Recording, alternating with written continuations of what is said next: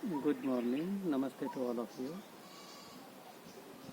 Today the subject before us is the secret of the five sheets, and the session is going to pack. I can assure you that we have a very rich Vedantic feast before this morning.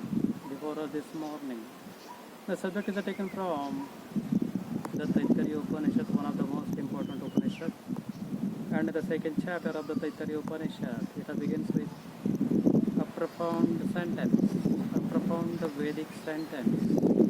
Brahma Vidam, the knower of a Brahman attains the highest. The knower of a Brahman attains the highest. The whole of a Vedanta, nay, the whole of a religion is packed into this little statement. The knower of a Brahman attains the highest. It tells us right away that the spiritual journey is not a journey in a space, is not a journey in a time. It is a journey of knowledge, from ignorance to knowledge.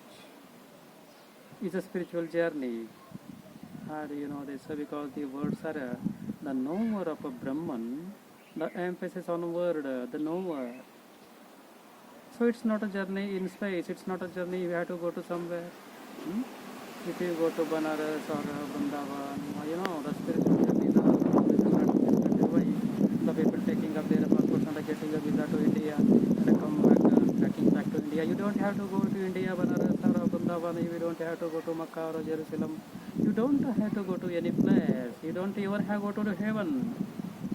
After death, you have to go and the abode of Vishnu, the abode of Shiva, Kailasa, Vaikuntha. No. It is not a journey in space. It's not a journey in time either.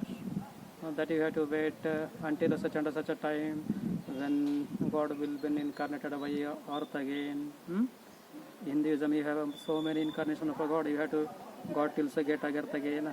That coming. No, we don't have to wait for a particular time. You don't have to wait till a death. God seems to be hiding the death of a well. After that, the post-mortem religion. No, it's not a journey in time. You don't wait for something to happen. It's rather a journey. Upanishad tells us of the knowledge, the ignorance to knowledge, from ignorance to knowledge. What ignorance and what knowledge? From spiritual ignorance to spiritual knowledge. But what do I mean by spiritual ignorance? The Upanishad is very clear on this point. The ignorance about who or what we are right at this moment. Who are we? What are we? The Upanishad claims that are counterfeit words of our fondest beliefs, so we do not know who we are. So many Vivekananda, sometimes I say, touch up a pathos.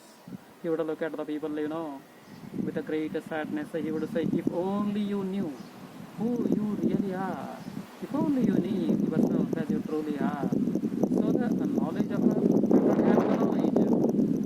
We are, that's the ignorance. And getting that knowledge, the knower of a Brahman, attains the highest. The getting that knowledge is a knowledge that is a spiritual knowledge. So spiritual ignorance to spiritual knowledge. I am not talking about a secular ignorance, secular physics or mathematics or Sanskrit. Not some kind of ignorance, and that's remedied by secular knowledge.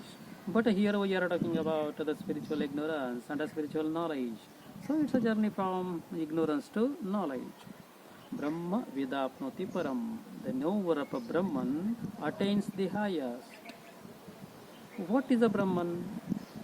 Satyam Jnanam Anantam Brahmaha. This is what we have discussed last time. We have met beautiful definition. We have the first definition. If there can be a definition of a God, the most of a definition of one of the God. I have come across and we discussed in a detail last time.